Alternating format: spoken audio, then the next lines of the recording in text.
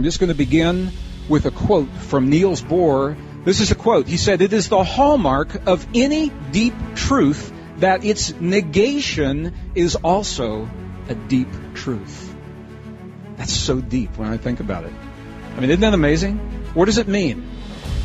He's a scientist, and when it comes to science, what Niels Bohr was talking about is this. There are principles that science has adhered to since the birth of the scientific method about 300 years ago.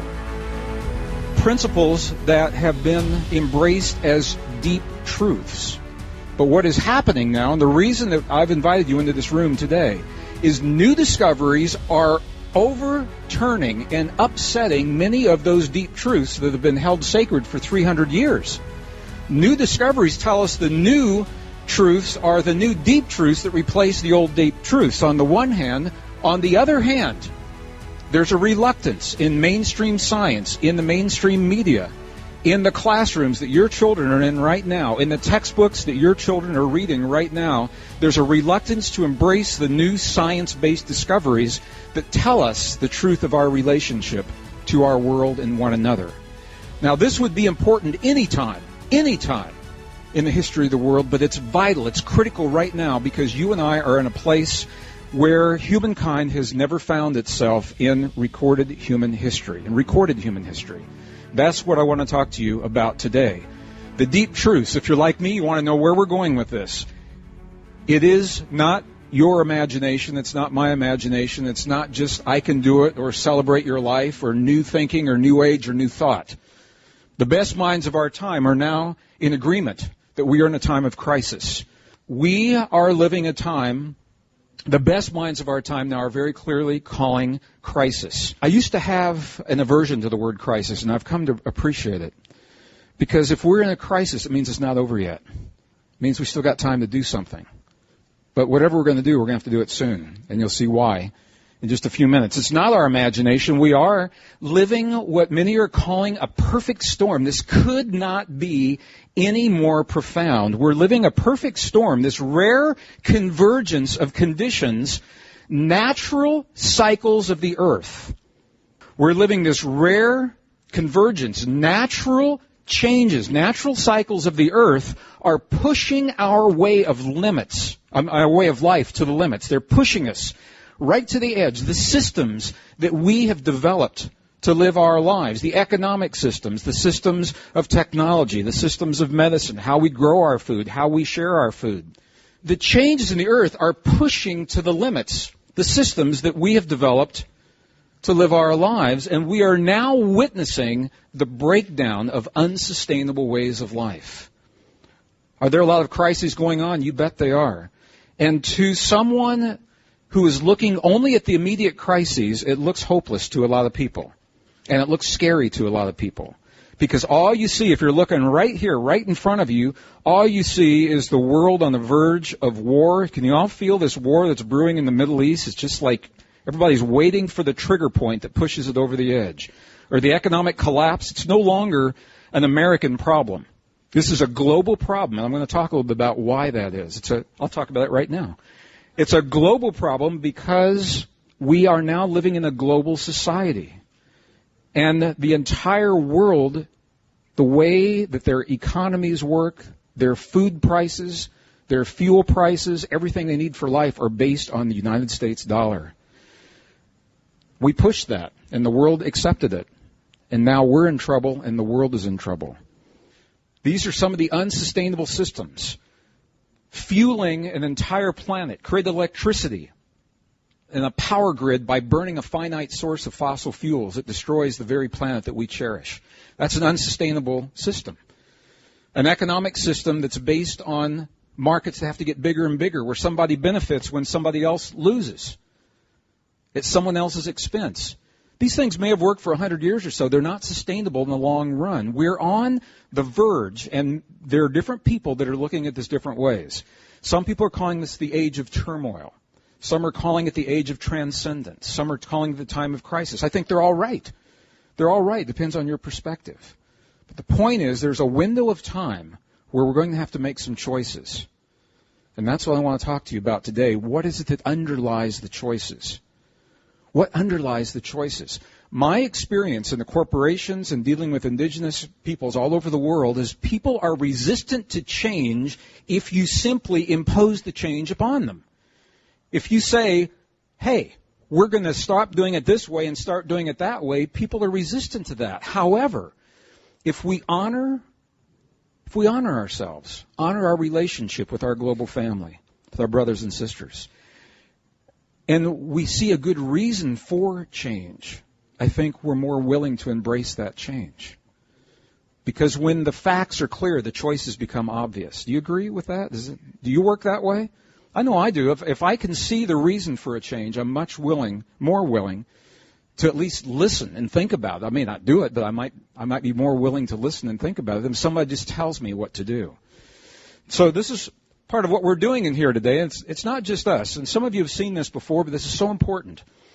2005, there was a conference that was called together with some of the greatest people, considered to be the greatest minds, scientists, engineers, social architects, political leaders, spiritual leaders from all over the world. And they were brought into a room kind of like this and asked a single question. The question is, what's going on? What's up? What's happening in the world? And the results of that conference were so profound that Scientific American, the journal Scientific American, came out with a special edition September of 2005 to bring the rest of the world up to speed on what was going on. And the title tells the whole story, Crossroads for Planet Earth. Crossroads for Planet Earth. And whether you're looking at this or you're looking at many of the other think tanks that are now working on the problems today, there are a series of crises that are common to all of them. The bottom line is we've got a global population right now that's unsustainable. I think you all know that. It's going to double right around the year 2050. It's going to double. How are we going to feed them? Where do the jobs come from? Where's the water come from? Climate change. Because of the way we've been led to think about our world, scientists actually believe they can stop and reverse climate change. Nothing could be further from the truth. It's less about stopping the climate change and more about how we work together to deal with the climate change and help those people who are losing homes and ways of life and lives because of climate change. Shortages of fresh water and food. This is happening all over the world. Water is about to become a big, big commodity, even bigger than it is now. How many of you remember back in the 70s, if anybody told you you're going to pay $3 for a bottle of water, would you believe them? In the 70s, I mean, it's just amazing.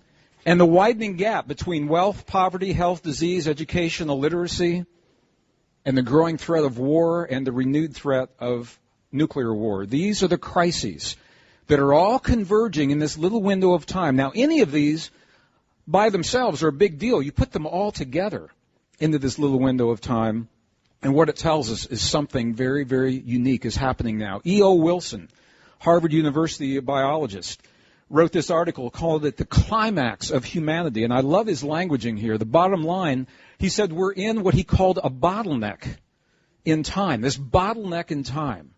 I love the imagery from that. It's like trying to squeeze a lot of different things into a little narrow space. A bottleneck in time, he said, when our resources, our physical resources, our emotional resources, our psychological resources, and our ability to solve our problems are going to be pushed to their limits. This was in 2005. How many of you feel like we're maybe pushing those limits right now? You think we're there? Well, I don't know how much further we're going to be able to push it. It's like this rubber band being stretched to the max, just stretched to the max. We are definitely in this time a zone of extremes. And in these extremes, they're telling us that we've got to act and we've got to act fast. The question that I'm here in this room to ask is how? How are we supposed to act quickly? How can we act quickly? Now, there is a single answer to a single question, I think, that holds the key. The question that underlies the reason for every decision you or I will ever make, the basis for every choice we'll ever be faced with, and at the heart of every single challenge, that question is simply this: who am I? Or, because there's a whole bunch of us, who are we? And you think, what does that have to do with anything else? Here's what it has to do. Our entire civilization and way of life is based upon the way we answer the question, who are we? It's the lens through which we see the world and ourselves and our relationship to the world that determines our answer to the question. How we see ourselves determines how we build global economies, what our corporations are based on, how our money works, war and peace, when we choose to save a life and when we choose to take a life. It's all based on the question and the way we answer, who are we, or who am I? This is why I've invited you into the room, because the new deep truths of science are now helping us to answer the question, who are we, but they're not being allowed to be shared in mainstream media, textbooks, classrooms, documentaries, television, mainstream science, because it changes everything. It changes entire careers of university professors who were used to teaching only one way. It changes all the textbooks that have already been written. It changes the nice, neat, tidy story that we've been sharing for generations about who we think we are. For the bulk of my adult life, I have searched to answer this question, who are we? But my journey has led me to some of the most amazing and beautiful and isolated and remote and pristine places remaining in the world today to understand what our indigenous ancestors knew in their time that we may have forgotten in ours, or what they knew about our relationship to the world that we now can redefine through the eyes of science. My journey's taken me some of the most amazing monasteries at what is called the roof of the world in Tibet, and some of the most humble mud brick monasteries in the deserts and the mountains of Egypt. Some amazing temples all through, this is in Thailand, but all through Asia and the Middle East. And in many of these monasteries, we've actually found libraries that have been hidden for 1,500 years.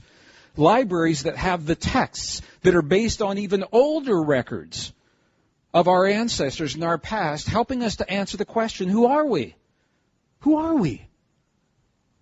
What is our relationship to one another, to myself? How do I relate to this earth? Many of the core traditions of our most cherished religious and spiritual principles are buried in these ancient texts. The core of modern science is as well. Scientists will disagree with that. They don't like to hear that. But when you see the principles that are embodied in the text and the new principles of quantum physics, it's hard to tell one from another. It's just the language. It's the languaging. I've had the opportunity to meet the people that live the principles, so I can talk to them. Human to human, eye to eye, heart to heart, mind to mind, man to man, God to God, or woman to man. And I can ask them again and again and again, what do these principles mean to you? When I see you close your eyes and you perform a miraculous healing on your own body, how did you do that? When I see you manifesting principles of climate change, which I've seen in the deserts of northern New Mexico, some of you have read it in our books, creating rain where there hasn't been any rain for 5 months, happens within 10 minutes of a prayer. How do they do that? Well, it's all about our relationship to the earth. So from the sadhus in Nepal to the tantric masters in India, to the abbots and the monks and the nuns in the monasteries in Tibet, the shaman in the Andes of Bolivia and Peru. And some of you I know were with me in Peru in August, and this is the shaman we're going to be working with. You were asking me about him. So this is our shaman that we'll work with in Peru this August. To the nomads in the high deserts of the Himalayan mountains. As different as they are from one another, there's a common theme that links all these people together, and that theme is simply this. They discovered in their time the answer to the question, who are we and who am I, to the satisfaction of their civilization and their culture. Now, we're trying to do the same thing in ours. Our ancestors described their relationship to the world in a way that worked for them. For 300 years, since the time of Isaac Newton, science has been trying to do the same thing. Science began, the scientific method, we say, began about the time of Isaac Newton, about 300 years ago. Here's the problem. Science is trying to answer the question, who we are. The problem is simply this, that science doesn't believe the scientific answers. The science is out there. It's published in peer-reviewed technical journals that are being relegated to obscure research facilities. It's not being shared in the mainstream because it upsets the apple cart of everything we believed about our relationship to the world. Science now is stuck on the big questions of life. And people look at me when I say that. They say, well, how can science be stuck? I just got my iPad. So obviously science is moving in the right direction, or, we just put a man on the moon. The technology has advanced. And I'm right there with you. I'm just amazed by the technology. I was just in Best Buy. Okay, here's where I am. I was in Best Buy looking for a replacement CD for my Deep Purple collection. What I discovered is Best Buy no longer carries CDs. That's how far off I am. But while I was there, I learned about all the iPads and the iPhones and the iBooks and all the 4 and 5 something networks that are going on. And as amazing as that is, those technological advances are based on principles that were discovered in the 50s and 60s. They are developments of principles that happened 40 and 50 years ago, but the big questions of life, science is stuck on right now. I work for Martin Marietta. 1976, they sent 2 probes to Mars looking for life. Do you know that we, as scientists, have yet to even define life? We don't even have a universal definition for life. They spent billions of dollars, sent 2 probes to another planet looking for something they hadn't even defined yet. We don't know what life is. How would they know if they found it? Or maybe they did. Maybe they did, and this is a big, you're laughing, it's a big controversy. They're going back looking at the data, and they're saying, hey, what's this? Maybe life was there and we just didn't know it. Science has yet to define how life began. Science has yet to agree on when human life begins. And there's a lot of emotion around this, and there's some very good science going on around it as well. Science has yet to agree on where we even come from. Now, I'm going to touch on a few of these key issues today because the new science is giving us the answers. We just, not you and me, but our culture doesn't like the answers, so they won't share the answers. For 300 years, the best minds of our time have been looking for the answers to these questions. Using the best technology, throwing lots of money and high-tech equipment. I'm going to ask you, if we were on the right track with 300 years of the best minds, the best technology, the best innovation, a lot of money, don't you think we'd have the answers by now? Don't you? Honestly. But if we're barking up the wrong tree, we can throw billions of more dollars another 300 years, and we're still not going to have the answers. We're still not going to have I think we're using the right method, but we're on the wrong track. And this is where we're going to go today. Now, I'm just going to share something with you quickly, and then we're going to move into some new discoveries. Because I'm talking about something called the scientific method. Some of you know what it is, some have never heard it before. The scientific method works like this. It's very simple. The scientific method says we see something in the world that's not explained. So we develop a hypothesis to try to explain it. Okay, and once we develop that hypothesis, we test it we make an experiment. Say, does the experiment prove what we think is actually happening? We analyze the results from the experiment. So everything's good so far, but this is where it gets really interesting. If the facts support the explanation, we have a theory. So we're good so far. Here's where we're getting hung up. If the facts don't explain the theory, then we go back and we develop a new hypothesis. This is what is not happening. The facts are not supporting the old ideas. There's a reluctance to go back and develop the new theories about life, about civilization, who we are, how we got here, when life begins, all of those things. But I'm going to bring all this together in a minute because this would be important any time, but right now, they're telling us, the best minds are saying we got about 5 to 8 years to answer some of the big questions of our crises, or nothing else is going to make any difference. To me, that seems like a really good time to share what we have found with the scientific community. How many saw the movie? What was this movie? Jack Nicholson, A Few Good Men. Anybody see A Few Good Men?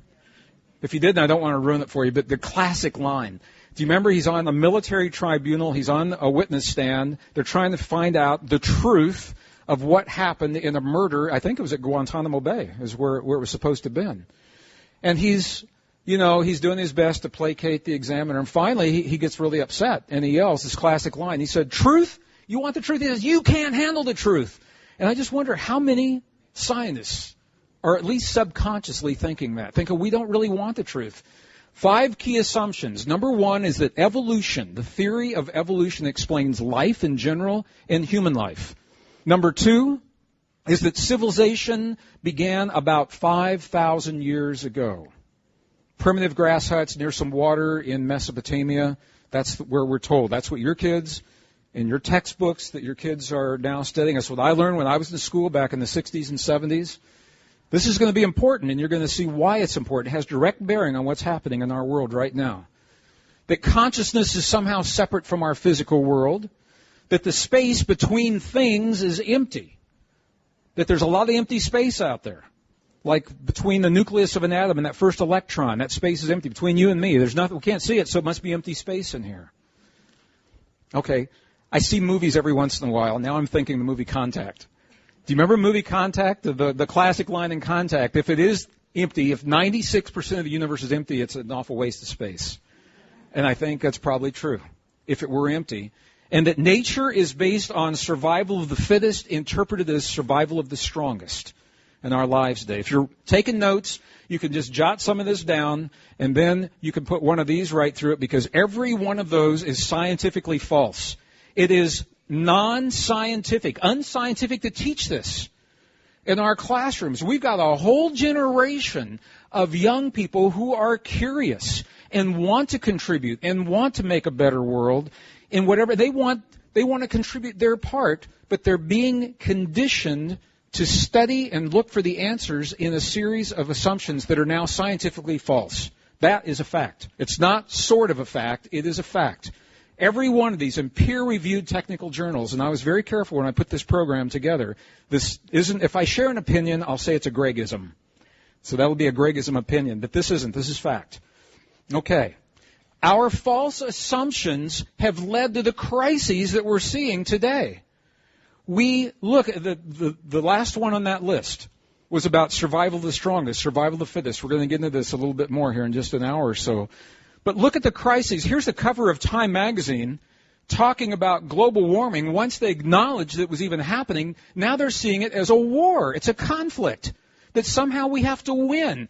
That is a reflection of a way of thinking that is never going to get us anywhere with global warming or the way we resolve our problems anywhere in the world, but it is the result, the consequence, how we relate to the earth, how we grow our food, how we treat our food, how we share our food, how we adapt to the changes, the economic system based on survival of the strongest.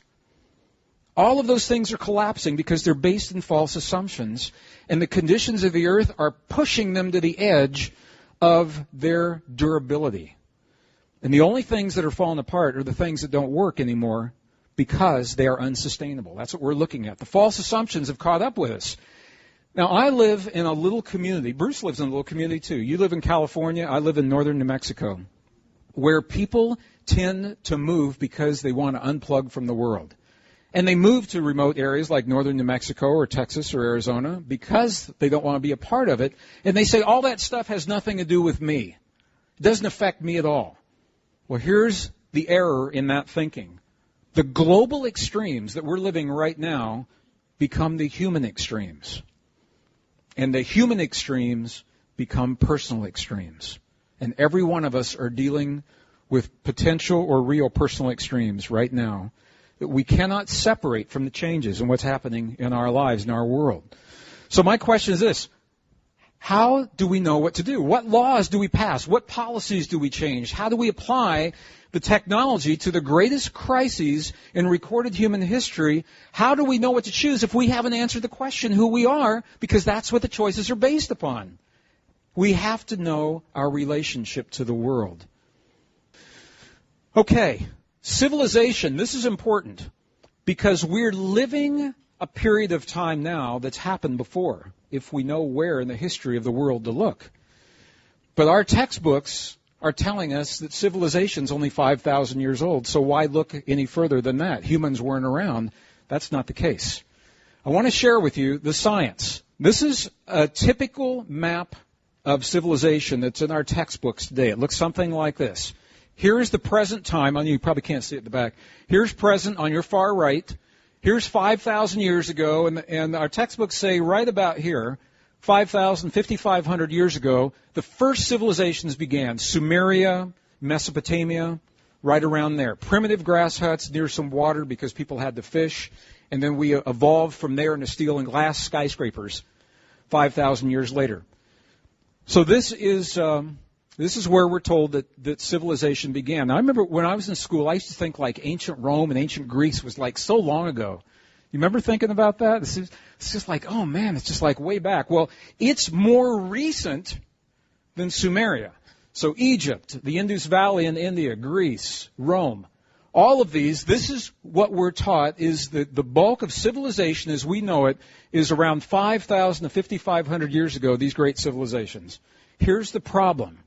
The problem with that, you're going to see this slide come up a lot, is that the facts don't support that assumption. Now, I could do a whole workshop, a weekend on what we're about to do here, but I've chosen 3 scientifically accepted, peer-reviewed examples. So there's others that are speculation. You know, people talk about Atlantis, people talk about Lemuria. We don't have the science to back that. Maybe it happened, maybe it didn't, but I'm going to stick with the science today. So I'm going to begin right here. In 2010, last summer, I took a group into Peru. I sent the group home, and I stayed an extra week to go to an archaeological site that I had heard about, but I'd never had the opportunity to see. It's only recently been excavated. It's an active site. So when I put this picture up, people ask me, they say, well, Greg, don't you have any colored pictures? I say, well, that is a colored picture, because the whole site, it is about as bleak and drab and gray and lifeless as any place I've ever seen on this planet. It looks like it's from another planet. The sky is the same color as the earth. It's the same colors of the architecture. You're going to see. This site is a previously unknown advanced civilization. It's north and east of Lima, so it's in northern Peru right now.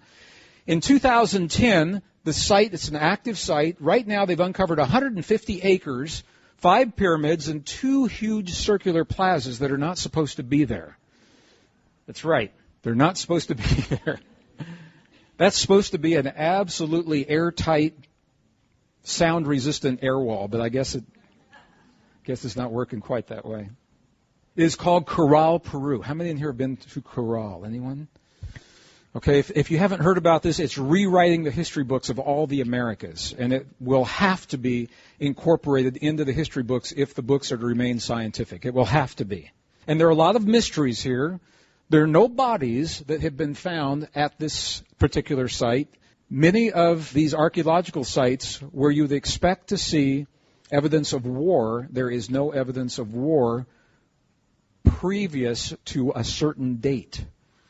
And what it is leading archaeologists to sense, to believe, is that war is not natural to humankind.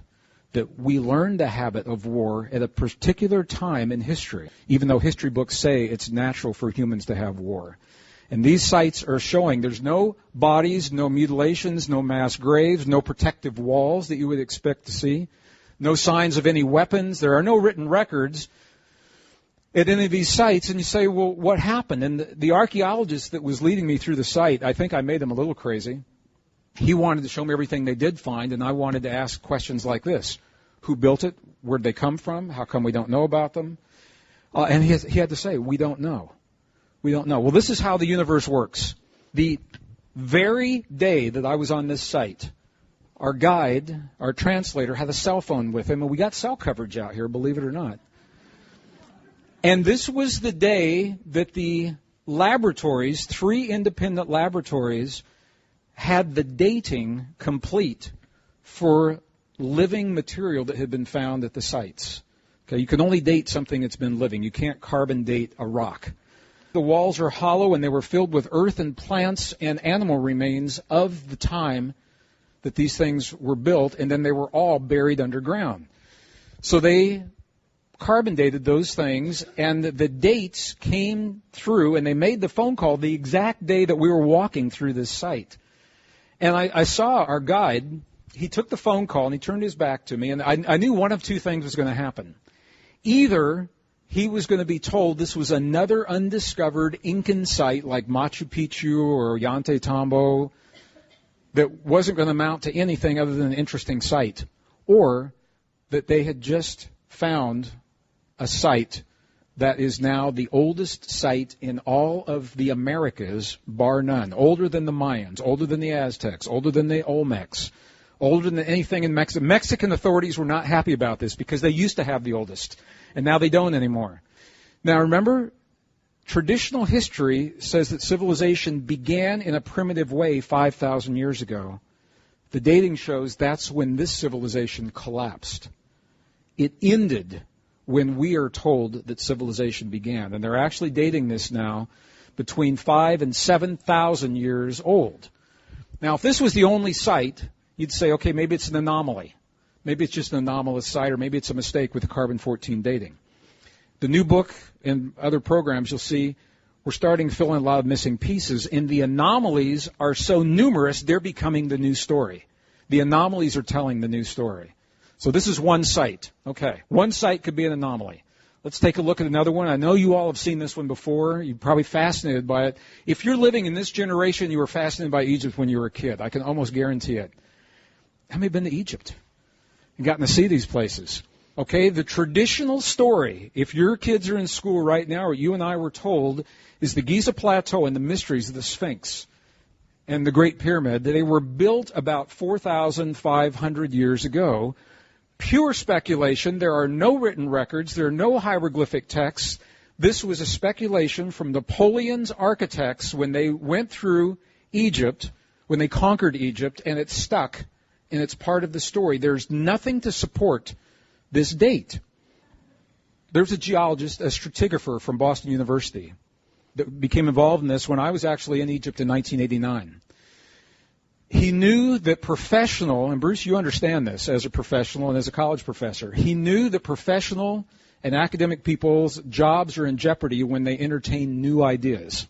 So to get around that, what this stratigrapher did is he took pictures of the Sphinx to begin with, and he masking taped across the head and the paws. So all you saw was the rock. And he began circulating it among his peers, saying, what kind of erosion is this? Everybody came back with the same answer. They said, that's a no-brainer. It's called fluvial erosion. Fluvial means water. Lots of water moving quickly over a long period of time.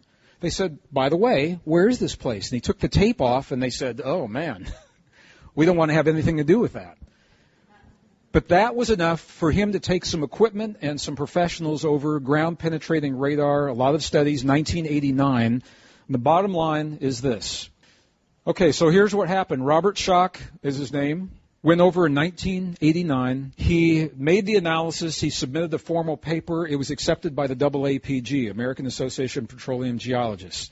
It is scientific fact. Geologists have no problem with it. Historians have a terrible problem with it. What they said was this. The last time large amounts of water were in this part of Africa was after the last ice age. The last ice age ended about 12,000 years ago. Then there was a big rainstorm that lasted 4,000 years. Big storm. Until 8,000 years ago, and then the sun came out. So this is what they're saying. The end of the last ice age, 12,000 years ago, means that the Sphinx would have already had to be there to have the erosion up on it while it was raining. And this is a quote. Robert Schoch, stratigrapher, paleontologist, Boston University. I came to the conclusion the oldest portions of the Great Sphinx must date back to at least 7,000, maybe as early as 9,000 years ago, at a time when the climate was very different and included the rain. And he's being, in his own work, he says he's being conservative here, but he had to be for this to be accepted. So now we're looking at something possibly 7,000 to 9,000 years old. One of the problems has been, other archaeologists are saying, if these guys were here, where's the other civilizations? Was this an isolated civilization? How come we don't see more? And this has been a big problem. Okay, well, that problem just went away. And it went away with this site right here. This site right here, it was rediscovered in 94. I have to say rediscovered by a German archaeologist in 94. Because an American archaeologist found it in the 60s and didn't believe the science and what the science was telling him, and he walked away from it. He walked away from the find of a lifetime and an archaeologist's dream and left it. He said, it can't be as old as our data is telling us, so I'm not going to waste my time here. Okay, 1994, the German archaeologists went back, and what they found is this. This is still an active site right now. So far, 4 circular temple complexes have been unearthed, but the ground-penetrating radar shows that there are 15 to 20 that are still under the ground. This is an advanced civilization that we're looking at. These aren't primitive grass huts.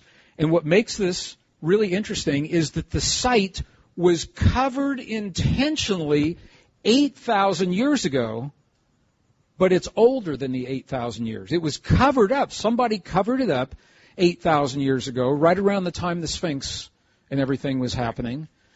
But it's actually dating older than that. The site is called Gobekli Tepe. Gobekli Tepe, Turkey. There are no written records that have been found, but there may be a form of hieroglyphs on these pillars that look like, I don't know if you can see this. So the date only at this level is now confirmed, right here is the bottom line, 11,560 to 11,370 years old, but they now believe it is probably 12 to 13,000 at the lowest levels. They can't say that because it's not scientific. These are the dates that have been confirmed. So the detractors who are saying, where are the other civilizations around the Sphinx, all of a sudden, and these are just a couple. There's another site in Turkey. There's a site in India. There's a site in India that is under 120 feet of water, and it's not a little site. It's 5 miles long, 2 miles wide, off of the Gulf of Kambat, India. We're beginning to see a very different pattern. Now, I'm going to share something with you. You know, if you're in this room, you've heard about the Mayan calendar. You know that we're living the end of a 5,125-year-long cycle. I think almost everyone knows that. It's a 5,125-year-long cycle. It began in 3114 BC. It's exactly 1,872,000 days long. That's how long the cycles are.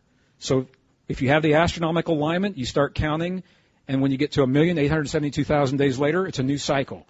We have not been teaching the history of the whole world forever. We've been teaching the history of the most recent cycle. The only evidence of large-scale war with humankind is in this cycle. There's no evidence of war or weapons or defense, and as a matter of fact, it's just the opposite. There's a lot of evidence of high levels of cooperation in the previous cycle. Something happened here.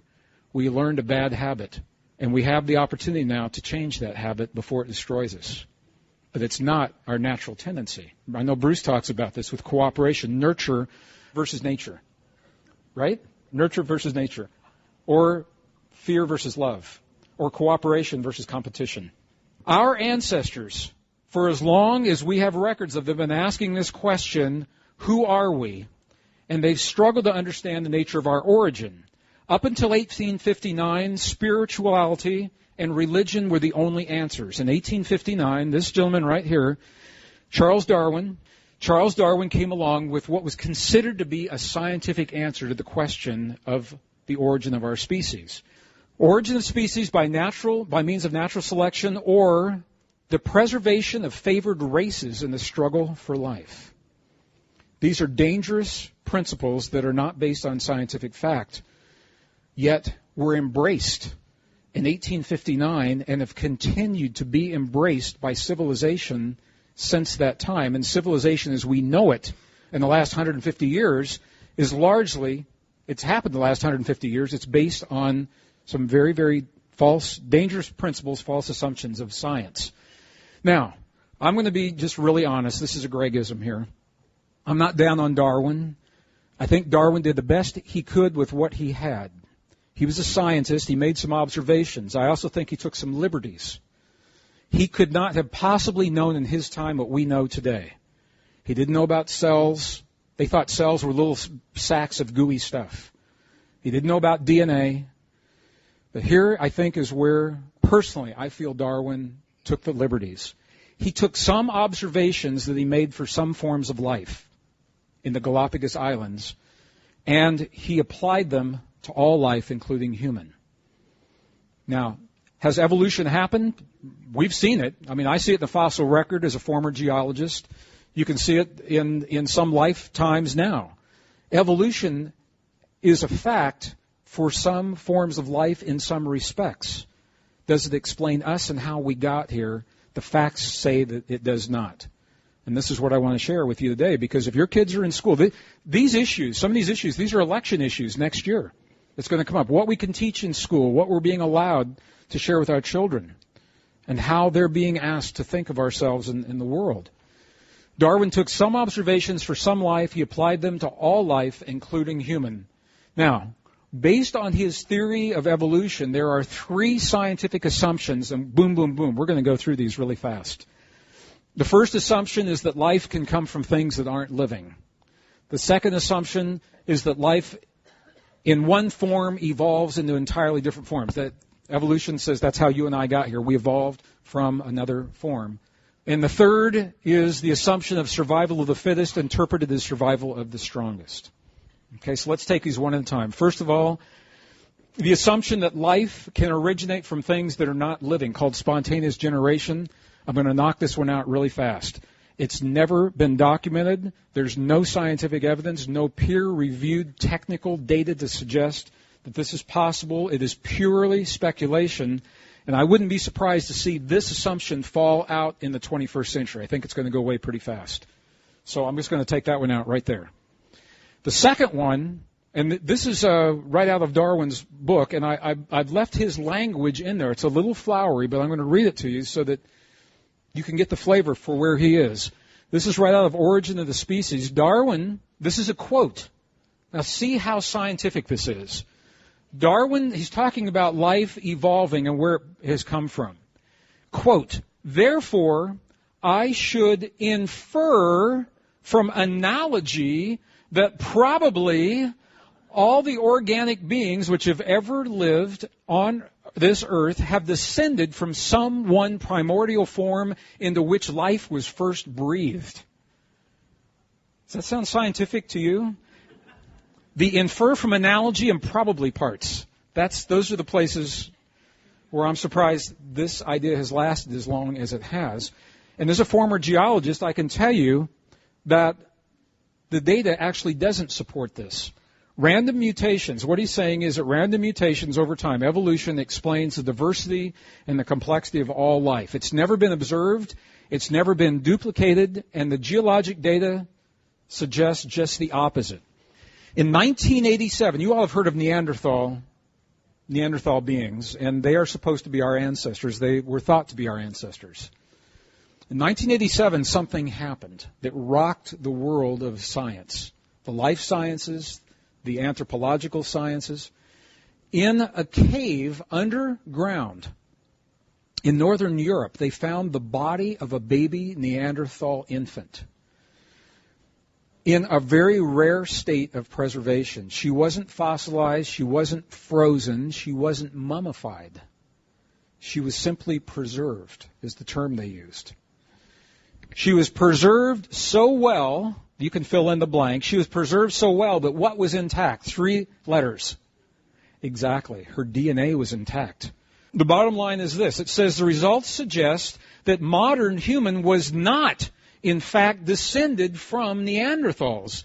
Their DNA and our DNA, there's not enough similarity. Not only were we not descended, but we walked the earth the same time and possibly interbred with them. The new DNA studies are showing that. But if we walked the earth with them, we couldn't have come from them. So now we know a little bit more about what we're not. We're not descended from the Neanderthals. Now, I don't know if you can see this or not. This was on a PBS Nova special last fall, and that's why I'm using it. This is the tree that's supposed to link you and me to our ancestors, the way that it's being thought of today. I got to tell you, when I was a kid, I was just fascinated. I mean, National Geographic, Louis Leakey, Olduvai Gorge, Lucy, Australopithecus. Remember all it? I mean, it was amazing. And both Bruce and I, we've got good friends in the university environments who are over there right now doing the digs in Olduvai and Ethiopia, and they're doing amazing work, and they're finding amazing things. But my sense is it's not us. It's not our history that they're looking at. Okay, this is a chart that's being taught in the schools, and this was on PBS Nova. So it was believed to be, this is the accepted viewpoint of mainstream science and academia today. Here we are at the top, that's us, and all these little skinny lines are linking us to other forms of life. Can you see the skinny lines there? And if you can't, I'm going to highlight them in blue, right there. Okay, can you see the blue? Y'all see those? Okay. If you look at the legend, it tells the story. Every one of those blue lines is what is called an inferred or speculative link. There's nothing physical making that link. It's an idea. It's a belief. And the evidence is not supporting that belief. But this is, and when I was writing the book, there was actually a school teacher, I'm in Illinois. It was in this state. There was a school teacher here whose job was on the line because the school teacher said there are competing theories to evolution. That's all he said. And the idea that he would even entertain another theory was enough for the school board. Okay, the kids went home. They had dinner with their parents. The parents said, "What'd you do today?" They said the teacher said there might be another answer to evolution other than Darwin. They went to the school board. The school board brought him up on charges. They were eventually dismissed with some apologies and with a promise he would never, ever, ever, ever, ever say that there was possibly even the potential of another theory for evolution. All right, so why am I bringing this up? Again, I mean, it's important anyway. Context. Here's the context. You and I are facing the greatest challenges of 5,000 years of recorded human history where our lives and our civilization are on the line. We've got to make choices. Those choices are based on the way we think of ourselves. And if we're not being given the facts as science knows them today, how can we make the choices? You and I, this life form, we showed up on this earth 200,000 years ago in this form, and we haven't changed. If you brought a skeleton from a 200,000-year-old human up here and you put it next to my skeleton, except for a little bit thicker leg bones, you wouldn't be able to tell us apart. These used to be called Cro-Magnon. Now they're called AMH, Anatomically Modern Human. Okay, you can't tell us apart. We haven't changed in 200,000 years. Something happened 200,000 years ago. I don't know what it is, but this is not telling us the story. Can we handle the truth? And we're going to know pretty quick. We're going to know pretty quick because these are the decisions that are being made right now. I want to share with you Darwin's idea of survival of the fittest. This is his own language here. He said, in the struggle for survival, the fittest went out at the expense of their rivals because they succeed in adapting themselves best to their environment. That's where this term comes from. Now, I'm going to read something, this very, very powerful implications, and it's long, but I want you to hear Darwin's exact words. Darwin's looking at insects, and he's comparing the way insects live. He's looking for a principle that he believes applies to us. Darwin's, and I love it, he starts this way. He starts by saying it may not be a logical way of thinking. That's the way he starts. Okay, so here it is. Quote, it may not be a logical deduction, but to my imagination, it is far more satisfactory to look at instincts such as young birds ejecting foster brothers from the nest, such as ants making slaves of other ants, and he goes on with his whole list, all as small consequences of one general law that leads to the advancement of all beings: multiply, vary, let the strongest live and the weakest die. Let the strongest live and the weakest die. Those are dangerous and powerful words. And the reason they are dangerous and powerful words, he goes on in the next book, Descent of Man. He says at some future point, based on these dangerous ideas, the civilized races of man will almost certainly exterminate and replace the savage races throughout the world. Okay, now, 1859, 1870 is when these were released. They were believed to be scientific, so they were embraced as scientific principles and have been twisted and distorted to justify some of the most horrid examples of these principles taken to extreme. The point is that the false assumptions of science that we based our civilization and consciously or subconsciously live much of our lives according to, those are the principles that have led to the breakdown and the suffering and the crises that we're facing right now. And as we have to make the new choices, how can we make those choices if we don't reconcile the discoveries? That's where we're going with this whole thing. That's why it's led to this disconnect between us and our world. Now, there is good news. Good news after all of this. There were a series of studies that were done, over 400 peer-reviewed studies, asking the same question. How much competition is good? Violent competition, not soccer or a friendly game of chess. How much violent competition is good between a species? The results were published in the book No Contest, The Case Against Competition, came out in 1990. I'll just ask you, what do you think is the optimum amount of competition between species? Just take a wild guess. Exactly. And this is a quote. I'm cutting the bottom line. This is a quote.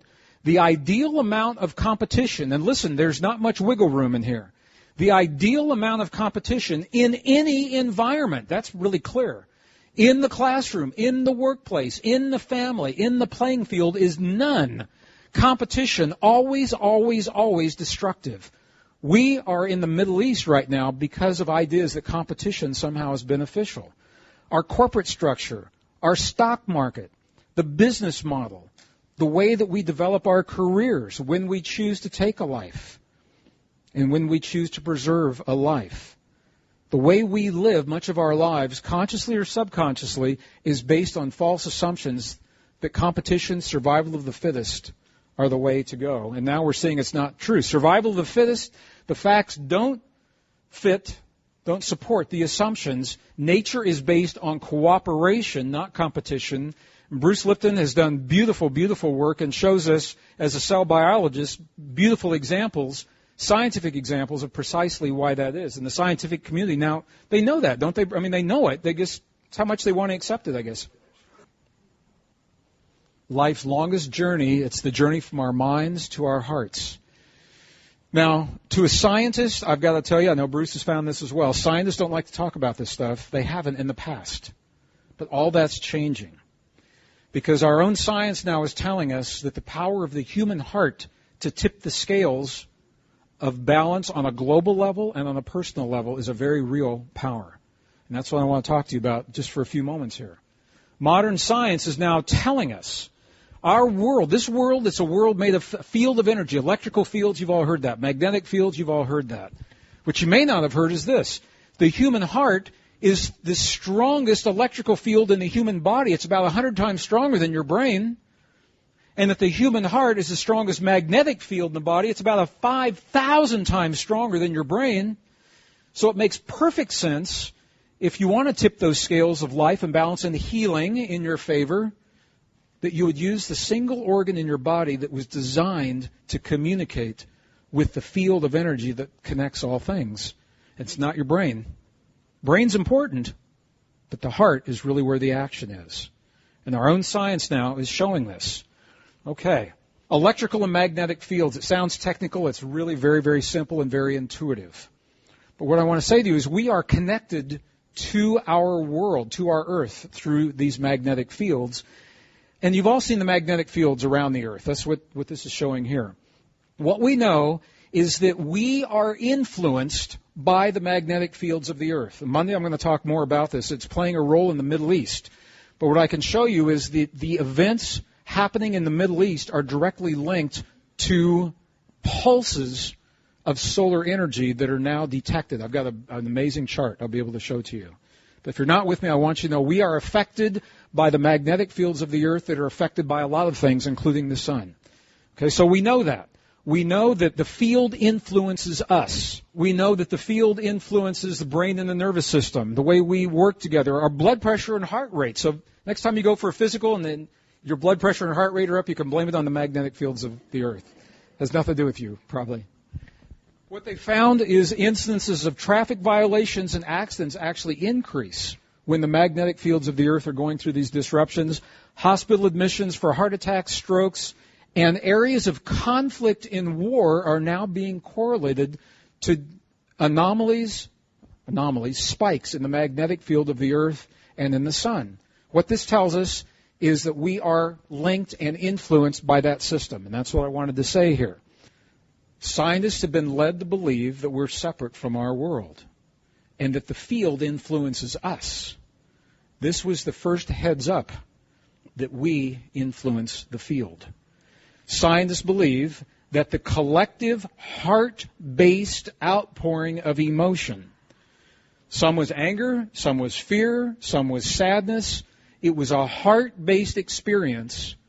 Remember, our hearts are 5,000 times stronger than our brains magnetically. This led to a series of studies, and they found it doesn't have to be bad things. Nobody ever looked.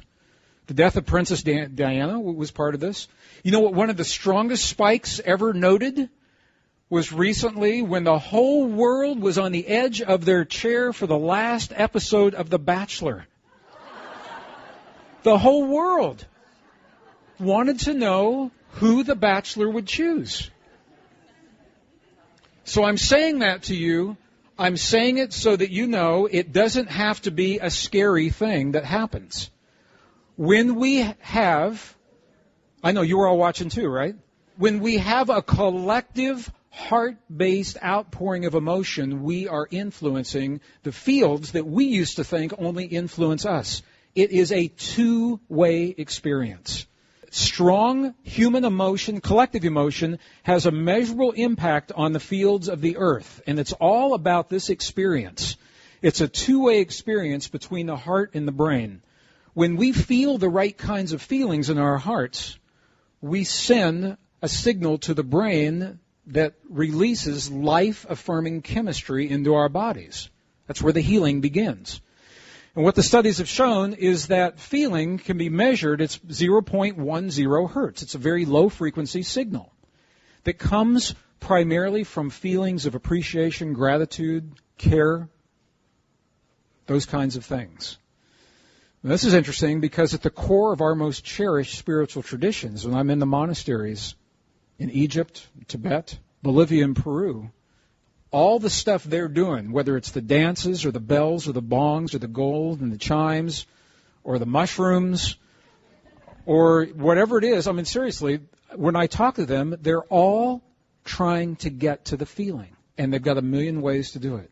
But they all say that the prayer is not the mushroom. It's not the bell, the bowl, the gong, the chime, the incense. It's not the dance. It's not the om. It's not that, but those are the things they do to make this happen. This is where the action is. Okay, what HeartMath has found is when we can create this in our hearts, it couples us with the field of the earth. And when a lot of people create this, it couples us with the field of the earth, and it tips those scales of balance. Personal coherence is a good thing for us. Strong immune system, really powerfully enhanced immune system, healing begins here. We are less aggressive, more cooperative as individuals. When many people fuel the magnetic fields of the earth with this experience, it's really hard to declare war on your neighbor when you're in a field of coherence. Okay?